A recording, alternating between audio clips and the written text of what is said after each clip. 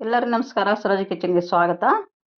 ಈಗ ನಾನು ಮಾಡ್ತಾ ಇರೋದು ರೆಸಿಪಿ ವೆಜ್ ವೈಟ್ ಕುರ್ಮಾ ಅಂತ. ನೋಡಿ, ಆಲೂಗಡ್ಡೆ, ಕ್ಯಾರೆಟು, ಫ್ಲವರು, ಹಸಿ ಬಟಾಣಿ, ಬೀನ್ಸು, ಹಸಿ ಶೇಂಗಾ ಕಾಳು ಎಲ್ಲವನ್ನು ಹಾಕಿ ಕುದಿಯಕ್ಕೆ ಇಡಬೇಕು.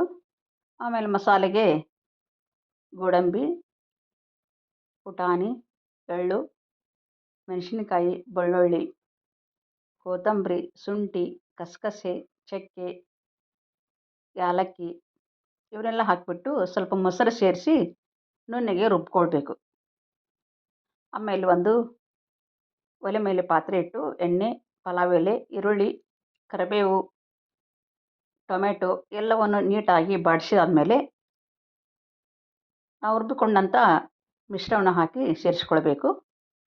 ಮಸಾಲೆಯನ್ನು ಹಾಕಿ ಆಮೇಲೆ ನಾವು ಕುದಿಸಿಕೊಂಡಂಥ ಎಲ್ಲ ತರಕಾರಿಗಳನ್ನು ಸೇರಿಸಿ ಮೇಲೆ ಉಪ್ಪು ಹಾಕಿ ಕೊತ್ತಂಬರಿ ಸೇರಿಸಿದರೆ veg white kurma ready to eat. ಈ ವಿಡಿಯೋ ನಿಮಗೆ ಇಷ್ಟ ಆಗಿದೆ ಅಂದ್ಕೊಂಡಿದ್ದೀನಿ. ಇಷ್ಟ ಆಯ್ತು ಲೈಕ್ ಮಾಡಿ, ಶೇರ್ ಮಾಡಿ, ಪ್ಲೀಸ್ ಸಬ್ಸ್ಕ್ರೈಬ್ ಮಾಡಿ.